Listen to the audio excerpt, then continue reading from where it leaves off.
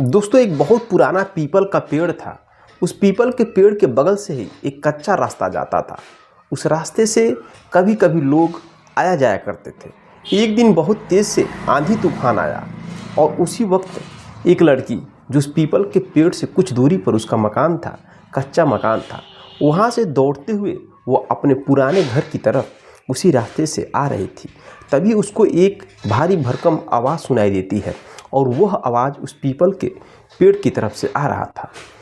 लड़की जैसे उधर देखती है तो उसे कोई भी व्यक्ति सुनाई मतलब बोलते हुए दिखाई नहीं देता है, लेकिन उसको जो आवाज़ आ रही थी उसके कानों में, वह आवाज़ बिल्कुल भारी भरकम एक आदमी की आवाज़ में आ रहा था और उस आवाज़ में ही आ रहा था, क्या तुम मुझसे शादी करोगी। अब जैसे ही लड़की ये शब्द सुनती है और चारों तरफ देखती है, कोई भी नहीं दिखाई देता है, तो दौड़ते हुए अपने घर की तरफ जाती है और अपने माँ से कहती है। माँ को विश्वास नहीं होता है। माँ कहती है कि मैंने तुमको बोला है कि तुम अकेले मत जाया करो, लेकिन तुम मानती नहीं हो। क्या ज़रूरत था कि तुमको दौड़ते हुए यहाँ पर आना। अब दोस्तों उसकी माँ को तो विश्वास नहीं होता है। अब लड़की भी थोड़ा उसको डर कम लगता है, माँ समझा देती है। लेकिन फिर एक दिन के बाद उसी पीपल के पास जब वह जाती है तो फिर वही आवाज़ सुनाई देता है कि क्या तुम मुझसे शादी करोगी। फिर वो लड़की दौड़ते हुए अपनी माँ के पास जाती है और अपने माँ से कहती है कि माँ, फिर से वही आवाज़ हमारे कानों में सुनाई दे रहा है, लेकिन कोई भी व्यक्ति अगल बगल दिखाई नहीं दे रहा है और आवाज़ बिल्कुल ऐसा लग रहा है कि पीपल के पेड़ से ही आ रहा है, बिल्कुल आदमी जैसा आवाज़ है। अब माँ डर जाती है। माँ अपने बड़े बेटे को बताती है। उसका बड़ा बेटा बहुत ही गुस्सा होता है। वो सोचता कि कोई लड़का मेरी बहन को छेड़ रहा है, तो वह भाई अपनी बहन को लेकर जाता है और हाथ में एक जो कि टांगा ले लेता है और जाता है पीपल के पेड़ के पास, छिप जाता है और ये कहता है जब भी आवाज़ आएगा तो तुम कहना हाँ मैं तुमसे शादी करूँगा, उसके बाद हो सके वह लड़का तुम्हारे सामने आ जाए। अब जैसे ही वो दोनों जाते हैं तो उसका बड़ा भाई छिप जाता है पीपल के पेड़ के पास टांगी लेकर और आवाज़ फिर वही जैसा आवाज़ आती है भारी भरकम में, क्या तुम मुझसे शादी करोगी। अब यह शब्द केवल उस लड़की को सुनाई दे रहा था, उसके भाई को सुनाई नहीं दे रहा था। लड़की कहती है हाँ मैं शादी करूँगी। उसके बाद दोस्तों जो घटना घटित होता है, उस घटना को सुनकर आपके पैर तले ज़मीन खिसक जाएगी। आपको विश्वास नहीं होगा कि ऐसा भी समाज में हो सकता है। तो चलिए जानते हैं सच्ची कहानी के बारे में विस्तार से। नमस्कार दोस्तों, मैं हूं संतोष, आप सभी का स्वागत करता हूं अपने इस यूट्यूब चैनल में। दोस्तों आज की सच्ची कहानी की शुरुआत होती है उत्तर प्रदेश के बस्ती जिला के गौर थाना क्षेत्र से। वहीं की रहने वाली एक लड़की जिसका नाम उर्मिला होता है। उसका उम्र लगभग 17 साल था। उसके परिवार में उसके मम्मी पापा, एक छोटी बहन और एक बड़ा भाई था। पिता मुंबई में नौकरी करते थे, मेहनत मजदूरी करते थे और अपने परिवार का भरण पोषण करते थे। उनका जो मकान था वो मकान कच्ची मिट्टी का बना हुआ था। अब एक दिन बहुत तेज़ से आंधी तूफान आता है। रात का समय था, लगभग 11 बज रहा था। आंधी तूफान आता है तो उसी आंधी तूफान में जो कि उर्मिला है वह अपने पुराने घर से भागकर दूसरे घर में दौड़ते हुए आती है। तो पीपल के पेड़ के पास जैसे ही आती है वैसे ही दोस्तों एक भारी भरकम आवाज़ सुनाई देता है कि क्या तुम मुझसे शादी करोगी। अब उर्मिला चारों तरफ देखती है, क्योंकि रात का समय था तो उसे कोई दिखाई नहीं दे रहा था, लेकिन उसको आवाज़ बिल्कुल एक आदमी जैसा आवाज़ सुनाई दे रहा था। वो डर जाती है, तुरंत दौड़ते हुए अपने घर पर पहुंचती है और अपनी माँ से कहती है माँ ऐसी ऐसी बात है। माँ कहती है मैंने तुमको मना किया है कि अकेले मत आया करो और तुम अकेले दौड़ के फालतू में आ रही हो, क्या ज़रूरत था तुमको आने के लिए। माँ समझाती है, बेटी शांत हो जाती है। लेकिन फिर बेटी दिन में उसी पीपल के पेड़ के पास जाती है आजमाने के लिए, क्या फिर वही आवाज़ आएगी। अब वो जाती है फिर पीपल के पेड़ के पास, दिन में ही खड़ी होती है। जैसे खड़े होती है दोस्तों, फिर वही आवाज़ भार की भरकम में आता है पीपल के पेड़ की तरफ से और वो कहता है कि क्या तुम मुझसे शादी करोगी। अब लड़की दिन में जैसे आवाज़ सुनती है, चारों तरफ देखती है, पीपल के ऊपर देखती है, कोई व्यक्ति नहीं दिखाई दे रहा है, लेकिन आदमी जैसा आवाज़ कहाँ से आ रहा है। और फिर डर जाती है और दौड़ते हुए अपनी माँ के पास आती है और अपनी माँ से कहती है, माँ मैं दिन में गई थी और दिन में फिर वही आवाज़ मेरे कानों में आ रहा है। अब यह बात जैसे माँ सुनती है तो माँ को डर लगने लगता है।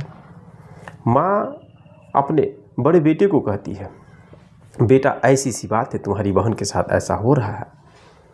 लग रहा है कोई लड़का है जो छिप जाता है झाड़ी में, या तो पीपल के पेड़ के ऊपर कोई बैठा होगा और तुम्हारी बहन के साथ छेड़खानी कर रहा है। जब भी तुम्हारी बहन जाती है तो वो कहता है कि क्या तुम मुझसे शादी करोगी। अब जैसे ही उर्मिला का बड़ा भाई सुनता है तो गुस्सा हो जाता है, आग बबूला हो जाता है और वो एक कुल्हाड़ी लेता है और कुल्हाड़ी को लेकर कहता है, बहन चलो तुम, मैं पीपल के पेड़ के बगल में छिप जाऊंगा और तुमको जब यह आवाज़ सुनाई देगा कि क्या तुम मुझसे शादी करोगी तो तुम हाँ कह देना। अब वो बहन और भाई दोनों चलते हैं इस सच्चाई का पता लगाने के लिए कि आवाज़ कहाँ से आ रहा है। दोस्तों, जो उसका बड़ा भाई वो पीपल के पेड़ के पास कुल्हाड़ी लेकर छिप जाता है और बहन जाती है, बहन वहीं पर खड़ी होती है। फिर वही आवाज़ भारी भरकम में आता है कि क्या तुम मुझसे शादी करोगी। लेकिन यह आवाज़ उसके भाई को सुनाई नहीं देता है। अब वह लड़की जैसे ही सुनती है वैसे ही वह लड़की कहती है, हाँ मैं शादी करूँगी। अब जैसे ही बोलती है दोस्तों, बोलते ही एक बहुत तेज़ से एक हवा टाइप का बवंडल आता है और उस बवंडल के अंदर वह लड़की हो जाती है। बवंडल एक उसको चारों ओर से घेर कर देती है और उसके माथे पर सिंदूर जैसा कलर लग जाता है। फिर वो बवंडल गायब हो जाता है। यह सब अपनी आंखों से उसका भाई भी देख रहा था और बहन तो देख ही रही थी। उसका भाई भी डर जाता है और वो भाई अपनी बहन को लेकर तुरंत दौड़ते हुए अपने घर पर आता है, अपनी माँ से पूरी कहानी बताता है। उसकी माँ भी डर जाती है। अब वो लोग बाल्टी गिराकर उसके सर पर उस सिंदूर को छुड़ाने की कोशिश करते हैं, लेकिन वह कलर छूटता नहीं। दोस्तों, ज़मीन पर पूरा कलर ही कलर हो जाता है। अब वो रात में सोती है। रात में सोने के बाद वह अपनी छोटी बहन के पास सोई थी तो कुछ उसको अजीब महसूस हो रहा था। उर्मिला को उसके मुंह से एक अजीब आवाज़ आने लगती है और अपनी बहन के ऊपर पैर फेंक कर उसको पकड़ने लगती है, कुछ एक्टिविटी हरकत करने लगती है। उसकी छोटी बहन देखती है तो डर के मारे अपनी माँ के पास दौड़ती हुई जाती है और कहती है, माँ दीदी न जाने कैसा कैसा हरकत कर रही है। सब लोग पहुँचते हैं तो वो चीखती चिल्लाती है कि तुम लोग मेरे सिंदूर को क्यों धो दिया। अब दोस्तों, उसको एक अजीब भारीपन महसूस होता है। फिर जब सिंदूर लगाती है तो सही हो जाती है। अब जब भी सिंदूर धोने की कोशिश करती है तो उसका तबीयत ख़राब होने लगता है, एक अजीब आवाज़ उसको आने लगता है। फिर वह सिंदूर लगा देती थी। अब इसी तरह से उसकी ज़िंदगी चल रही थी।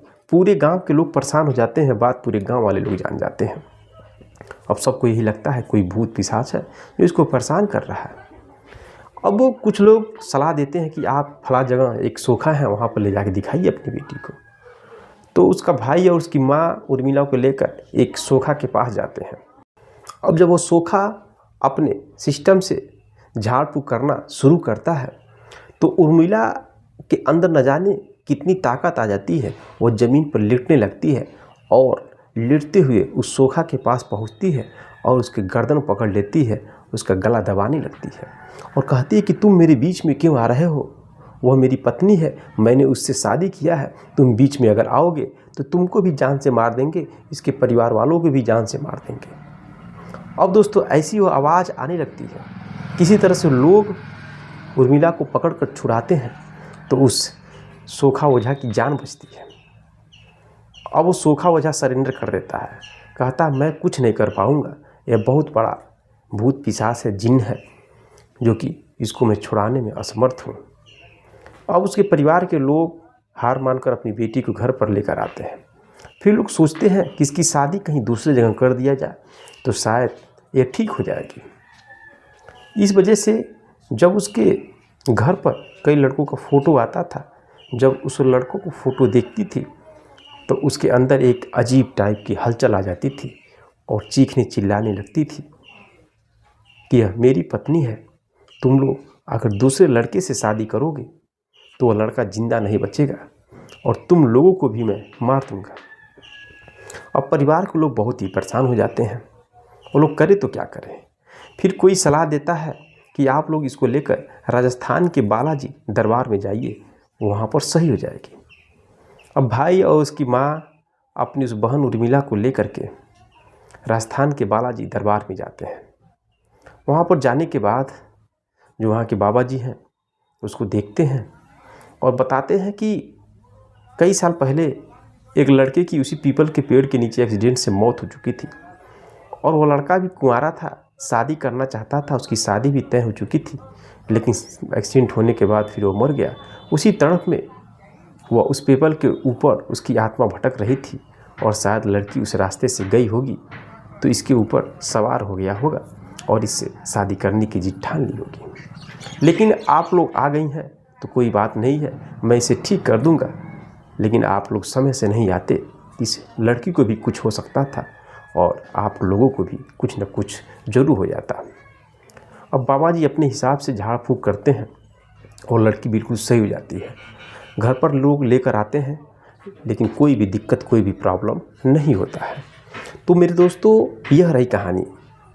क्या समाज में ऐसा भी होता है? क्या आप लोगों को विश्वास है भूत पर, पिशाच पर, जिन्न पर? तो कमेंट बॉक्स में कमेंट करिएगा।